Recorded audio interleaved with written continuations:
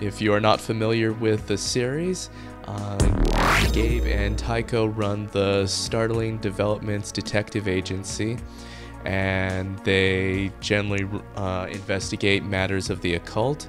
And here they are getting a mysterious phone call that might clue them into what on earth they're doing in this game.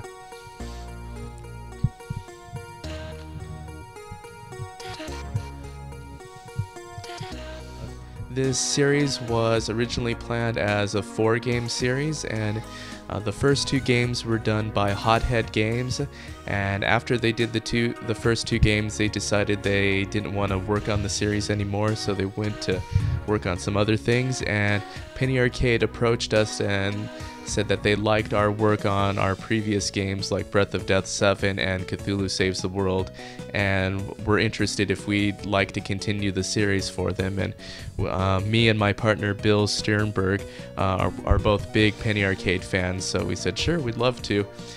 So Penny Arcade on the Rain-Slick Precipice of Darkness 3 continues the story from the first 2 games, but you do not need to have played them to enjoy this game. We give lots of information and tips on what happens, so to fill in new players.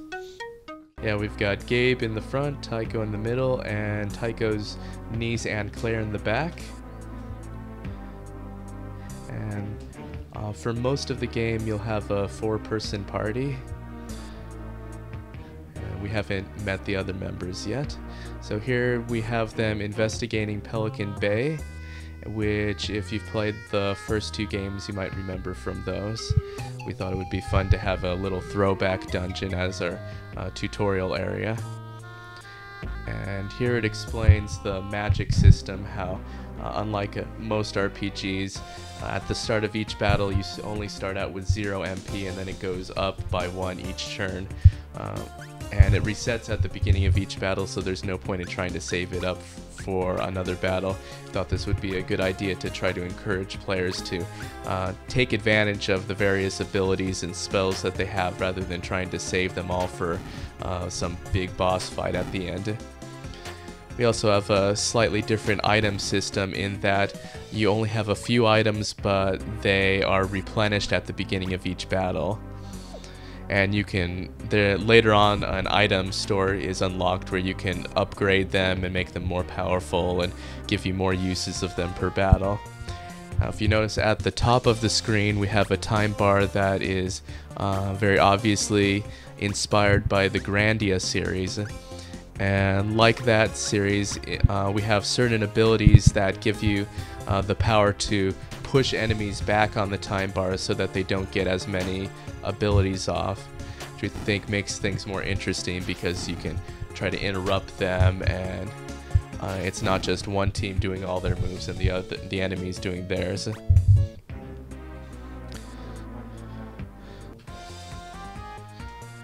Yeah.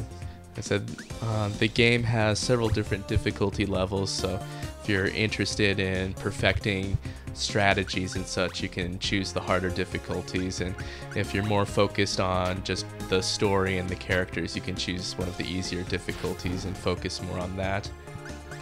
And here, since this is one of the early dungeons, most of these battles are pretty easy because we want to ease the player in and let them learn how to play first before we start throwing the really challenging stuff at them.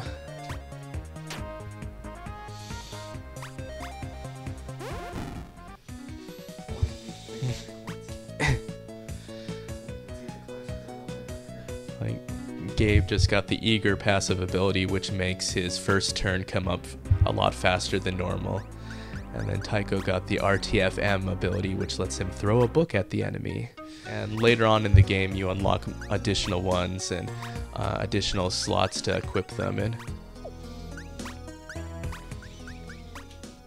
And these classes all level up independently, and you will continue to level up classes even if they're not equipped, although it will be a little slower than the ones that you're actively using.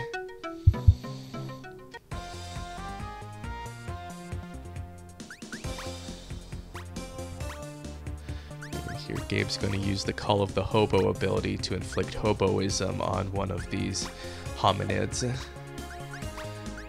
hoboism is kind of like poison in most RPGs, where it damages the enemy over time.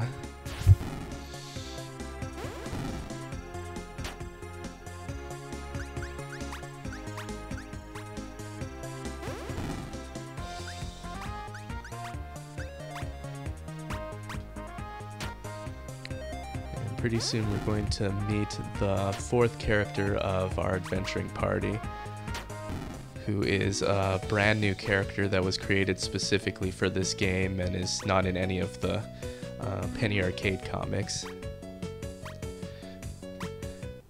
Though I wouldn't be surprised if she showed up in a comic at a later date, because Jerry seems rather taken with her. So now Moira the Gumshoe has joined our party, and one of her special abilities has the interrupt capability on it, which means that it pushes enemies' progress on the time bar back. And our next battle is going to show off that ability.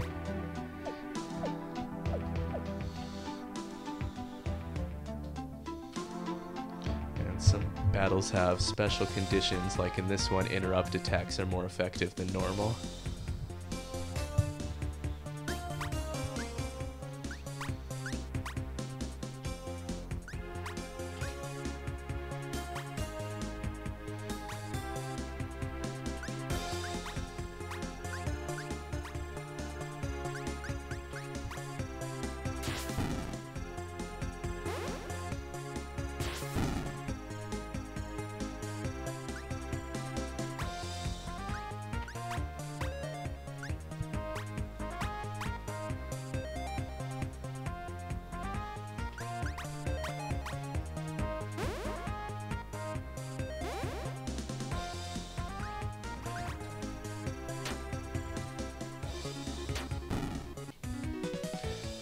And victory. It's coming out on July 10th for $5, and it's going to be released on PC via Steam and Xbox Live Indie Games.